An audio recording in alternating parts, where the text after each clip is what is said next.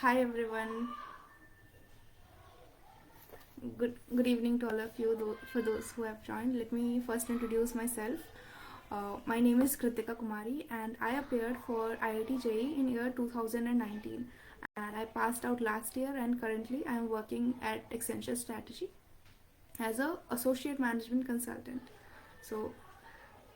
Uh, you can put all your questions in the comment box. I'll go through it once in the end and reply to your questions. ठीक है.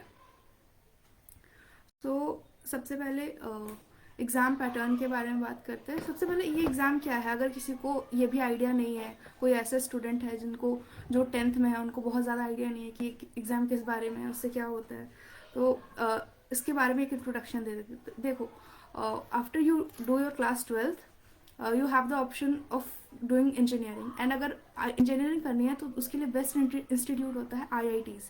और IIT में entrance के लिए to do engineering from an IIT you have to give IIT JEE advanced.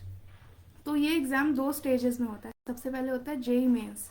So when you give JEE mains, if you clear that, only then you'll be eligible for JEE advanced. And then after you give JEE advanced, if you pass that test, then you can enter into an IIT. So, and even if you have passed JEE mains and failed JEE advanced, you can still get into IIT and NITs, triple ITs, and many other colleges in your state, and all other colleges take JEE mains का score. ठीक है. सो exam का criteria क्या होता है?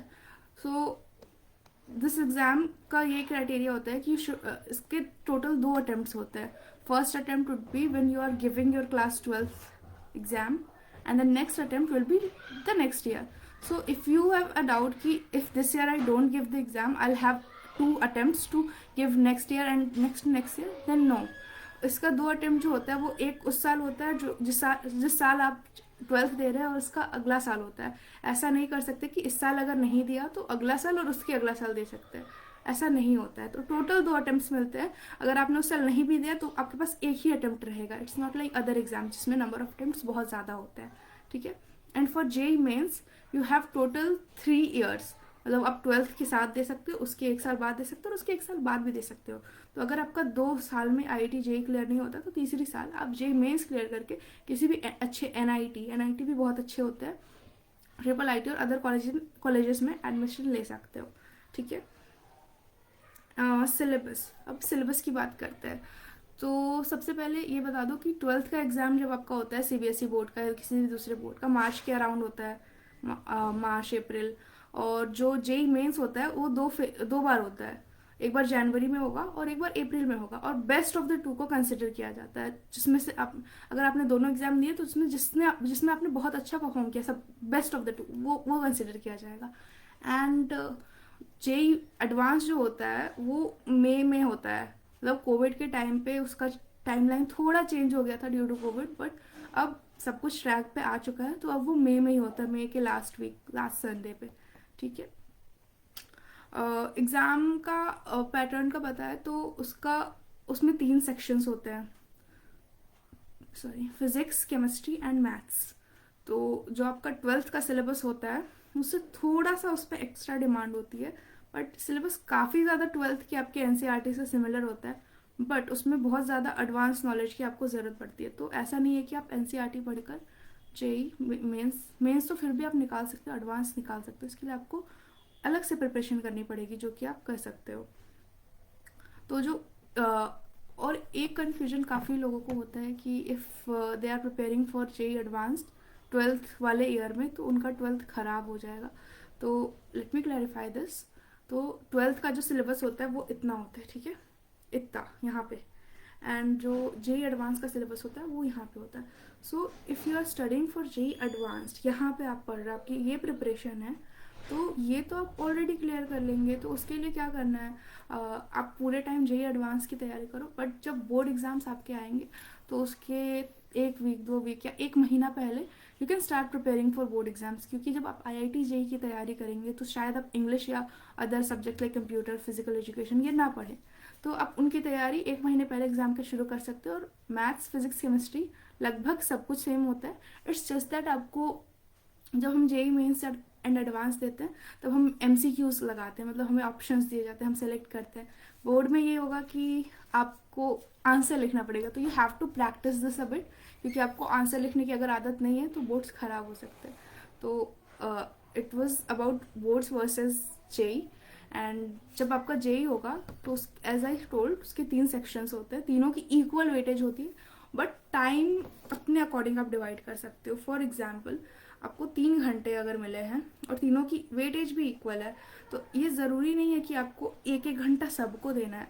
आप अपना strong part, मतलब फॉर एग्जांपल केमिस्ट्री जो होता है वो इजी होता है in comparison to physics and maths, तो आप उसको स्ट्रॉन्ग करेंगे तो आपको कम टाइम में, आधा घंटा 35 मिनट आप उसमें कंप्लीट कर सकते हैं, और बाकी बचा हुआ टाइम मैथ्स को दे सकते हैं, फिजिक्स को दे सकते हैं, जो कि कंपैरेटिवली टफ होते हैं क्योंकि उसमें कैलकुलेशन ज़्यादा करनी पड़ती है। तो इसलिए इस हिसाब से आप अपना टाइम मैनेज कर सकते हैं। बट ये कोई हार्ड एंड फास्ट टूल नहीं कि आपको केमिस्ट्री करना है, आपको अपना देखना पड़ेगा कि आपका क्या स्ट्रांग है।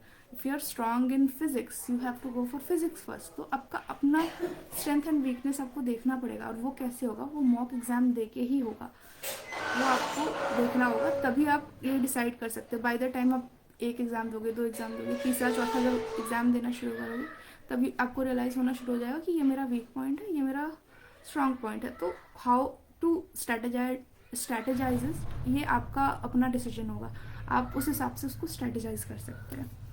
ठीक है।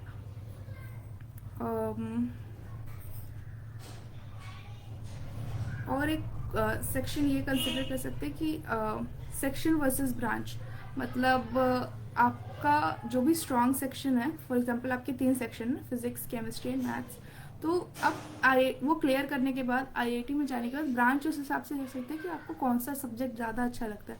If you are more into chemistry then you can go for chemical engineering, और if you are more into physics, आपको फिजिक्स ज़्यादा पसंद है, you can go for civil engineering, mechanical engineering. इस हिसाब से आप डिसाइड कर सकते हैं कि आपको कौन सी ब्रांच लेनी है। तो इसके बारे में we can do another session, because अभी ये IIT क्लियर करने के बाद ये डिसाइड करते हैं कि कौन सा ब्रांच लेना है, and that too you don't decide, you get the branch but you have to fill your preferences. ठीक है, we can talk about it later. And next thing would be study materials. So study material क्या होगा, तो आपका जो board का study material होता है NCERT, उससे IIT JEE नहीं होती है। एज आई टोल्ड उसमें एडवांस चीज़ें पूछती है। तो आपको अगर इसके 2 ऑप्शंस होते हैं, या तो अगर आप किसी कोचिंग में जाते हो तो आपको कोचिंग से स्टडी मटेरियल मिलेगा जो कि काफ़ी रिलेवेंट होता है, काफ़ी अच्छा होता है। If you go through that, if you do those, you can easily crack it, because they have selected questions and they put it in a way that you are benefited the most। एक वो option हो गया। But अगर आपको self study करनी है, coaching नहीं जाना है आपको, तो यू कैन गेट दो study materials for any from any shop, मतलब वो शॉप में भी बिकते हैं। तो आप जाकर आप प्रीवियस ईयर पेपर्स खरीद सकते हैं, वो तो मोस्ट इम्पॉर्टेंट थिंग है जिसके बारे में थोड़ी देर में बात करेंगे। और उसके अलावा IIT JEE की प्रिपरेशन के लिए बुक्स आती हैं बालाजी पब्लिकेशन की, अच्छे अच्छे ऑथर्स की, सिंगेज की। You can ask for those books in the shop and they will give you. And अगर आपको कुछ भी नहीं पता है तो आप सीधे जाके बोलेंगे IIT JEE के लिए फिजिक्स केमिस्ट्री मैथ की बुक दे दी, उनको पता होता है वो दे देंगे, they will give the books. But आप देखना कि वो बुक कैसी अच्छी पब्लिकेशन की होनी चाहिए। फॉर एग्जाम्पल मैंने बालाजी पब्लिकेशन का I used to do, and उसमें काफ़ी क्वेश्चंस मैच हो जाते थे JEE मेंस से। And I used to do Cengage a little bit but not that much, because मेरा ज़्यादा फोकस अपना स्टडी मटेरियल पे था जो मेरे को कोचिंग से मिलता था। आई यूज़ टू डू दैट जिसमें प्रीवियस ईयर क्वेश्चंस भी होते थे। तो मैंने ज़्यादा बुक्स नहीं की, मैंने बस बालाजी पब्लिकेशन की बुक्स करती थी मैं। मैथ्स में विकास चौहान की, ऑर्गेनिक केमिस्ट्री में MS Chauhan. Sorry if I miss the name because it's been 5-6 years जब मैंने ये किया था। तो you can search for those books online, Balaji publication, you will get that. Those are the best books for JEE mains and for advance as well. ठीक है। And और आजकल ऑनलाइन अगर आप कर रहे हैं, आपको बुक्स भी नहीं खरीदनी है, तो ऑनलाइन तो बहुत सारे मटेरियल्स हैं, आप इजीली सर्च कर सकते हैं इंटरनेट पे, आपको रेलेवेंट मटेरियल मिल जाएगा। यूट्यूब पे बहुत सारे चैनल्स होते हैं, you can get from anywhere. Like आपको रिलेवेंट मटेरियल मिल जाएगा, बट उसमें क्या है कि आपको ऑनलाइन बहुत सारी चीज़ें मिलेंगी, फिर आप कंफ्यूज हो जाओगे कि क्या करना है क्या नहीं करना है. तो what I would suggest is कि just stick to only one of them. मतलब आप सारे मत करो क्योंकि most of the time repetition होगा उसमें, है ना. तो आप उसमें से कुछ एक चुन लो कि मेरे को ये करना है एंड फिर उसको पूरा करो. फिर अगर वो हो जाए तब you go to another thing. ठीक है. And next part would be important chapters with respect to subject. So her subject में कुछ चैप्टर्स होते हैं जिसकी वेटेज थोड़ी ज़्यादा होती है, बट ये कोई हार्ड एंड फास्ट नहीं है क्योंकि इस साल अगर ज़्यादा है तो हो सकता है अगले साल काफ़ी कम क्वेश्चन हो. तो हमें जब तैयारी करनी होगी वो पूरे हर चैप्टर की अच्छे से करनी होगी, क्योंकि अगर हम ऐसा करेंगे कि इसकी वेटेज ज़्यादा है इसकी कम है इसको छोड़ देते तो फिर आप मात खा जाते, क्योंकि आईआईटी है वो पूछ लेगा उन चैप्टर से जिनसे आपने नहीं पढ़ाई करी है. तो ऐसा होता है, तो किसी भी चैप्टर को इग्नोर नहीं करना है, सब पढ़ना है. हाँ, अगर कुछ ऐसा जैसे फिजिक्स में मैग्नेटिज्म बहुत ज़्यादा आता है वो पढ़ना है अच्छे से. वेव्स बहुत ज़्यादा आते हैं वो अच्छे से पढ़ना है. केमिस्ट्री में ऑर्गेनिक में वो ज़्यादा आता है, रिएक्शंस बहुत ज़्यादा आते थे. तो उन सब चैप्टर्स को बहुत अच्छे से देखना है, बट कोई भी सिलेबस का चैप्टर छोड़ना नहीं है. Even if you go through your previous year paper आपको बहुत आइडिया लग जाएगा कि कैसा पैटर्न होता है, क्या क्वेश्चंस आते हैं. तो वो बहुत इंपॉर्टेंट चीज़ है प्रीवियस ईयर करना. मैंने पिछले 17 साल के प्रीवियस ईयर कर रखे थे before sitting for that exam from the book. तो सबसे इम्पॉर्टेंट चीज़ है, अगर आप कुछ नहीं भी करते ना प्रीवियस ईयर कर लो, आधी चीज़ वहीं ख़त्म हो जाएगी, आपको पूरा पैटर्न पता चल जाएगा, आप अच्छे से एग्ज़ाम दे सकते हो. सबसे इम्पॉर्टेंट चीज़ सबसे पहले उसको ख़त्म करना है, फिर दूसरी चीज़ें करनी है. ठीक है. एंड रही बात टाइम मैनेजमेंट की, तो अगेन अगर आप पढ़ रहे हो तो आपको रियलाइज़ हो गया होगा कि आपका कौन सा सब्जेक्ट वीक है और कौन सा सब्जेक्ट स्ट्रॉन्ग है. फॉर एग्जांपल अगर आपको लगता है कि आपकी मैथ्स वीक है तो शेड्यूल योर डे लाइक कि आप मैथ्स को ज़्यादा टाइम दे रहे हो, आप ज़्यादा मैथ्स पढ़ रहे हो, बट इस चक्कर में केमिस्ट्री या फिजिक्स को छोड़ना नहीं है कि मेरे केमिस्ट्री तो बहुत अच्छी है तो मैं छोड़ दूँगी. नहीं, उसको भी साथ में लेके चलना है. तो assess your strength and weaknesses. मेरे अच्छा है तो मैं इसको कम टाइम दूंगी लेकिन दूंगी, इसको भी पढ़ना होगा, क्योंकि अगर आप टाइम ही नहीं दोगे तो फिर आप भूल जाओगे उस सब्जेक्ट को, फिर वो आपका वीक पॉइंट बन जाएगा. तो इस हिसाब से अपने स्ट्रांग पॉइंट को कम और वीक पॉइंट को ज़्यादा टाइम देना है ताकि आप सब में अच्छा कर सको. ठीक है. And even in exam also आपका जो वीक सब्जेक्ट है उसको आप बाद में अटेम्प्ट करो प्रेफरेबली, और जो स्ट्रॉन्ग है उसको पहले कर लो. मेरा केमिस्ट्री स्ट्रॉन्ग था, मेरे को पसंद भी थी. I use to do chemistry first. Most of the बच्चे केमिस्ट्री पहले करते हैं, but again you have to decide. There is one friend of mine जो फिजिक्स पहले करता था. तो take your call. I am from IIT Delhi. I got into IIT Delhi, BTech in Civil Engineering. Sorry if I missed this information in the starting.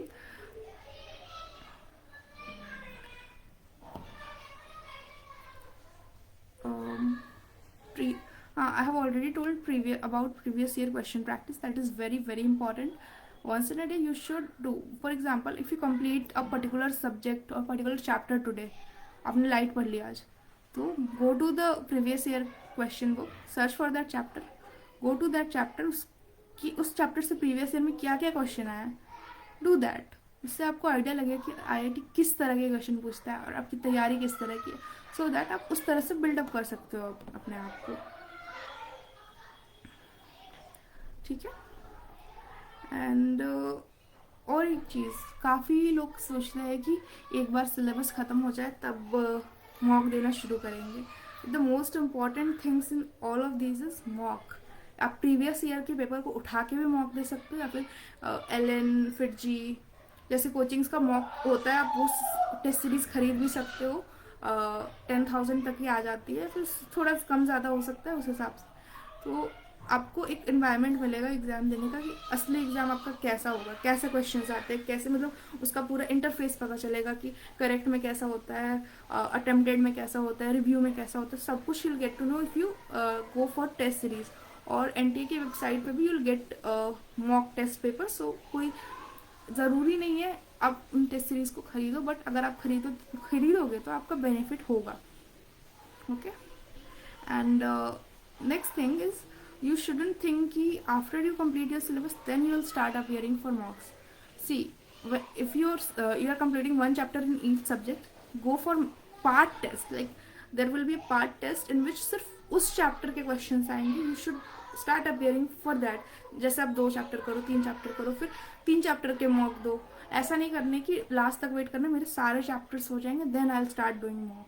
तो उससे काम नहीं चलेगा. I started doing mock 2 years before my real exam. So उस वक्त कितनी पढ़ाई हुई थी? कुछ भी नहीं हुई थी. 1-2 चैप्टर हुए थे, बट उन्हीं चैप्टर से मॉक देना शुरू किया, पार्ट टेस्ट. फिर चैप्टर ऐड होते गए and when we completed our syllabus फिर हमने फुल लेंथ मॉक टेस्ट देना शुरू किया. Mock test is very very important. Another thing about mock test is, ऐसा नहीं कि आपने बस दे दिया मॉक फिर आप अगले मॉक पे चले गए. उससे ज़्यादा इंपॉर्टेंट होता है मॉक को एनालाइज करना. जैसे आपने 3 घंटे एग्ज़ाम में दिए, मॉक दिया, कुछ क्वेश्चन बना, कुछ नहीं बना, ठीक है. आफ्टर यू कम बैक आपको आंसर शीट मिलेगी. जहाँ से भी आप मॉक दे रहे हो वहाँ से आपको आंसर शीट मिलेगी. आप मैच करो जो सही हुए, जो गलत हुए, जो आपने छोड़े. उसमें देखो जो छोड़े वो क्यों छूटा. क्या आपको फॉर्मूला नहीं याद था? क्या आपका कॉन्सेप्ट क्लियर नहीं था? क्या आप अपनी वो चीज़ पढ़ी ही नहीं है? तो एनालाइज दैट एंड सी कि what you can do to do better in the next exam if उस चैप्टर से क्वेश्चन आता है. तो और जो गलत हुआ उसमें आपको देखना है ये क्या गलत हुआ. मैंने कैलकुलेशन मिस्टेक की क्या? कुछ सिली मिस्टेक कर दी क्या? मैंने क्वेश्चन ठीक से नहीं पढ़ा? अरे ये तो मुझे आता था. एनालाइज दीज थिंग्स कि इस चीज़ को अगली बार अगर ऐसा कुछ है तो उसको सही कैसे किया जा सकता है. और जो क्वेश्चन सही हुए उसमें भी एक बार जस्ट गो थ्रू कि कोई तुक्का तो नहीं है. अगर उसमें से कोई तुक्का मार के सही हुआ है तो just try to answer that question once कि जस्ट सी कि आता है या नहीं. अगली बार शायद तुक्का ना सही हो. तो you have to analyse the paper पूरा, ऑल द क्वेश्चंस. अगर पेपर देने में 3 घंटे लग रहे हैं तो हो सकता है एनालाइज करने में उससे ज़्यादा घंटे टाइम लगे. But analysis is more important than just giving the mock test. So after you give mock test, make sure before going for the next mock test you analyze it and you know your points कि कहाँ पे improve करना है. You improve that and then go for another mock test. Okay.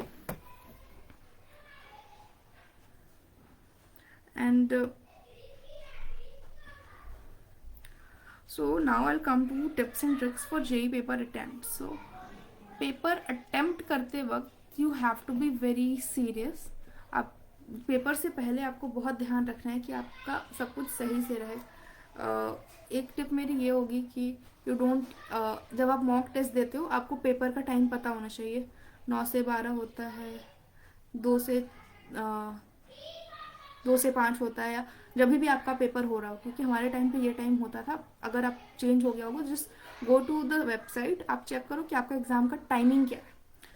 जब आपको timing पता चल जाए मेक श्योर कि जब आप मॉक टेस्ट दे रहे हैं तो आप उसी टाइम में बैठ के दें. कई बच्चों की आदत होती है कि रात भर जग कर पढ़ेंगे और सुबह 4 बजे सोएंगे, फिर 10 बजे उठेंगे. और फिर अब आपका एग्ज़ाम सुबह 9 बजे शुरू हो रहा है, आपको आदत है 10 बजे तक सोने की, तो उस दिन भी आपको नींद आएगी एग्ज़ाम हॉल में. तो you have to tune your body. Like अगर आप एग्ज़ाम डे के दिन जैसे हो आपको वैसे ही बिहेव करना है. अगर 9 बजे से पेपर है तो आपको 9 बजे से पहले तैयार होकर बैठ जाना है पढ़ने. हाँ, अपना स्टडी का टाइम अपने हिसाब से रखो. कई बच्चों को रात में अच्छी पढ़ाई होती है, कई बच्चों की सुबह अच्छी पढ़ाई होती है. तो मेक श्योर आप उस चीज़ का ध्यान रखो. किसी ने कह दिया कि नहीं सुबह ही पढ़ना है, तो ये ज़रूरी नहीं कि आपको सुबह ही पढ़ना है. अगर आपकी रात में अच्छी हो रही है तो आप रात में पढ़ो. बट जस्ट मेक श्योर कि आप पेपर के टाइम पे कुछ और नहीं कर रहे हैं. आपको कोई और आदत नहीं है, सोने की आदत नहीं है पेपर के टाइम पे, खाने की आदत नहीं है, कोई और आदत नहीं है. पेपर के टाइम पे बस आप पढ़ो. उसके अलावा आपको जो करना है, जब पढ़ना है पढ़ो. बट पेपर के टाइम पे you should just be sitting there for 3 hours, not even a single break. क्योंकि वो 3 hours में अगर आप ब्रेक ले लेंगे तो फिर आपका फ्लो टूट जाता है एग्ज़ाम का. करेक्ट. हाँ, पानी वानी पीते रहना है, ऐसा नहीं कि बैठ के मतलब सिर्फ पढ़ ही रहे हैं. ठीक है, एक ये चीज़ हो गई. और ख़ुद को एग्ज़ाम डे के दिन तैयार रखने के लिए you have to be on light stomach. कुछ बहुत ज़्यादा हैवी खाकर नहीं जाना है, हैवी खाकर एग्ज़ाम नहीं देना है. और you can eat anything light जिससे आपको नींद ना आए उस वक्त. राइट, जो आपको जगा के रखे. ऐसा नहीं कि आप कुछ हैवी खा के, पराठे खा के चले गए, आप सो रहे एग्ज़ाम. ये चीज़ नहीं करनी है. डाइट का ध्यान रखना है. ऐसा नहीं हो कि बिना खाए चले गए तो भूख लग रही है एग्ज़ाम में और दिमाग नहीं चल रहा है, वो भी नहीं करना है. कुछ फ्रूट्स खा के गए या कुछ लाइट लेके गए जो अपने हिसाब से आपको जो पसंद है. ठीक है. अनदर थिंग इज़ कंफर्टेबल कपड़े पहन के जाएं एग्ज़ाम देने. ऐसा ना हो कि आप कुछ अनकंफर्टेबल पहने, बार बार आप अपनी ड्रेस को ठीक कर रहे हैं, आपको अनकंफर्टेबल लग रहा है, आपका ध्यान भटक जाएगा एग्ज़ाम से. Make sure these things are in place. Admit admit card ध्यान से रखें अपना. These are the things. वहाँ पे पेन पेपर ले जाने की ज़रूरत नहीं होती, जस्ट द एडमिट कार्ड. वो पेन भी देते हैं, वो रफ शीट भी देते हैं, तो उसका कोई इशू नहीं है. वो देंगे और वो वापस ले लेंगे. और अपनी घड़ी लेके जाएं. जी एडवांस में शायद घड़ी नहीं अलाउड है, तो आप देख के जाएं अपना टाइमिंग कि हाँ कितने टाइम में मेरे को क्या करना है. एनालाइज करके जाएं कि हाँ इतना टाइम बचा है, तो मेरे को इतने क्वेश्चन मेरे हो जाने चाहिए, मेरे इतने सेक्शंस हो जाने चाहिए. तो वो चीज़ पहले से दिमाग में लेकर चलनी है. अगर घड़ी अलाउड ना हो तो घड़ी अलाउड हो तो अपनी घड़ी लेके जाएं. स्मार्ट वॉच नहीं अलाउड होता है. एनालॉग जो पुराने ज़माने की वॉचेस होती है वो अलाउड होती हैं. और कोई tip for the test day will be, हाँ बस अपना मेंटल पीस का ध्यान रखें. आप ध्यान रखें कि आपका दिमाग सही हो उस वक्त, ताकि आपका दिमाग चले और आप अच्छे से क्वेश्चंस का आंसर दे पाओ. कुछ इधर उधर की बातें नहीं सोचनी है, ताकि आपका ध्यान ना भटके. बस यही सब चीज़ें हैं. If you can you should meditate before your exam. You can do little yoga. You can just keep your self very active so that you don't miss anything. कई बार एग्जाम में होता है कि ये क्वेश्चन तो मैंने देखा ही नहीं, ये मुझे मिला ही नहीं, होता है कई बार. तो ये चीज़ें ना हो, तो उस चीज़ का ध्यान रखना है अपना. और अब बात करते हैं मोटिवेशन की. मोटिवेशन तो सबसे पहले तो यही मोटिवेशन होनी चाहिए आपकी कि आप जो कर रहे हैं, आप 6 घंटे 8 घंटे 10 घंटे जितना भी आप पढ़ रहे हैं, वो किस लिए पढ़ रहे हैं. Know your why are you doing this. ये करके आपको क्या मिलेगा. आपका जेई क्लियर होगा. जेई क्लियर करके क्या होगा, you'll get into the best college of India. उसमें जाके क्या होगा, you'll with the best campus, with best of the best of the Indian cream of India.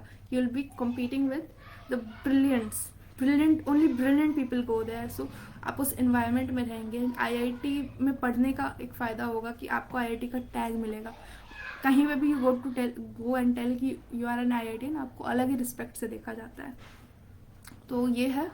और आईआईटी में बहुत सारी फैसिलिटीज़ होती है. You can do anything in IIT. आपको जिस भी चीज़ में इंटरेस्ट है, you can explore that in studies and extra curricular activities. And even after you graduate from IIT, you have that tag with you, you have that brand value with you of that particular IIT. And even if you go in your job, so you'll get the best job from IIT. ऐसा नहीं कि दूसरे IITs में दूसरे colleges में job नहीं होती है, but being in IIT, getting a job is very easy. You just sit for the placement and you get the job because you have that grind for 4 years in IIT. तो आपकी अच्छी job लगती है, फिर आपकी पूरी life अच्छी हो जाती है. And even during the IIT you get to explore so many things. मतलब आईआईटी में एक्स्ट्रा करिकुलर के नाम पे सब कुछ होता है. आप कोई भी स्पोर्ट्स खेल सकते हो, आप कोई भी आर्ट फॉर्म में एक्सेल कर सकते हो. डांस हो, ड्रामा हो, सिंगिंग हो, कुछ भी, कोई स्पोर्ट हो, क्रिकेट हो, आप उसमें एक्सेल कर सकते हो. हर साल में एक बार इंटर आईआईटी होता है, आप उसमें जा सकते हो. कई सारी चीज़ें होती हैं, बहुत सारे क्लब्स होते हैं. पढ़ाई के साथ साथ अपने माइंड को डेवलप करने के लिए काफ़ी सारे लोग क्लब्स को ज्वाइन करते हैं. तो there so many things about IIT. अब आईआईटी की वीडियो देखोगे यूट्यूब पे कि एन आईआईटी दिल्ली का टूर या IIT Kanpur tour, you will get to know कि कितना सुंदर कैंपस होता है आईआईटी का. जस्ट थिंक कि after you do all this, you get to live in that campus that lakhs of people aspire for. So get that motivation from there कि you have to reach there, that campus. So just keep this thing in mind. And other motivation should be from your family. Your family should keep you motivated कि हो जाएगा. So never and you keep your friend circle very good. Never stay with the friends that who don't demotivate you. Stay with friends who motivate you. So just keep your circle nice. And हाँ, paper analysis के बारे में I have talked कि आपको paper analysis करनी है. Even previous year paper जब आप देते हो उसको भी एनालाइज करो कि क्या हो रहा है, क्या गलती की, कैसे सही कर सकते हैं. ठीक है. And target score with respect to each subject. Okay. So 3 subject है, तीनों का कट ऑफ सेम होता है. भले ही एफर्ट अलग अलग लगता है, टफनेस अलग अलग होती है. कट ऑफ मतलब cut off exact number same नहीं होगा क्योंकि वो तो डिफ़िकल्टी पे डिपेंड करता है, बट मोर और लेस उतना चाहिए होगा तुम्हें. तो जस्ट फोकस की आप सारे क्वेश्चन बनाने के बजाय आप फोकस करो कि आप 1/2 आप बना रहे हो, फिर उसके बाद जो एक बार में नहीं बन रहा वो आप छोड़ दो बाद के लिए, but make sure you attempt 2/3 of the question, see the previous year का कट ऑफ क्या रेंज जा रही है, उस हिसाब से इतना कर लो कि हाँ मेरे को 250 तक का अटेम्प्ट करना है। अगर 360 का पेपर है, मेरे को 250 अटेम्प्ट करना है, उसको तीनों पार्ट में डिवाइड कर लो, इसमें मेरे को इतना अटेम्प्ट करना है, उस हिसाब से you should start your attempt. But ऐसा नहीं करना है कि एक बार आपने 250 का अटेम्प्ट कर लिया तो रुक जाना है वहाँ पे, you should keep attempting for more, but make sure इसके चक्कर में you don't make any mistake, उससे निगेटिव मार्किंग होती है। I haven't told this, may be आपको पता हो, but for every correct question you get +4 marks, for every negative question मतलब आपने गलत कर दिया उसको यू गेट अ -1, एंड अगर अटेम्प्ट नहीं किया तो वो 0 होता है। तो गलत करने का ये लॉस है कि आपका नेगेटिव में स्कोर चला जाता है। तो मेक श्योर करो कि आप जो क्वेश्चन कर रहे हो वो सही हो, गलत कम से कम हो, गलती तो होगी, सबसे होती है थोड़ी बहुत, तो मेक श्योर कि कम हो, है ना। एंड या दिस वॉज इट। अगर आपका कोई और क्वेश्चन हो you should just keep it in chat box, I just go through all the question, okay, I am just going through that.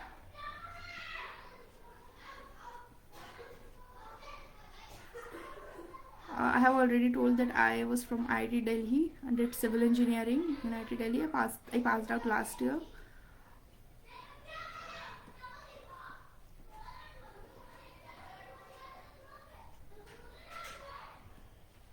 So one question is, can you give some motivation in between, or can you tell me regarding the paper? You can share how your selection was done. So motivation का तो I have already talked about कि see how your life in IIT will be, and just be motivated कि you will be going to live that life. There are series on Netflix and YouTube also like Kota Factory. Watch that in free time, not leaving your study. Just watch that in free time and get to know कि कितना अच्छा होता है IIT का life. And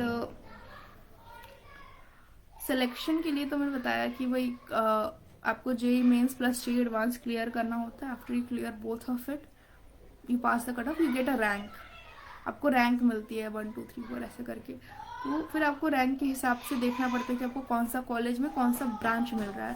तो वो selection के बाद की बातें हैं। ब्रांच भी ऐसा नहीं कि आपको अपने मन का, आपको CS मन है तो आपको CS मिल ही जाएगा, it's all on your rank, तो वो उस वक्त देखना पड़ता है। तो अभी इसके बारे में कुछ कहा नहीं जा सकता जब तक आपके मार्क्स नहीं आए। I think that's it. अगर कोई और क्वेश्चन नहीं है we can call it a day, and I would like to thank Free Academy for giving me this opportunity to interact with you all and share my knowledge whatever I have. If you have any questions further, you can connect with me or leave your questions in this chat box. I'll try to answer them, and thank you so much everyone for joining. Bye.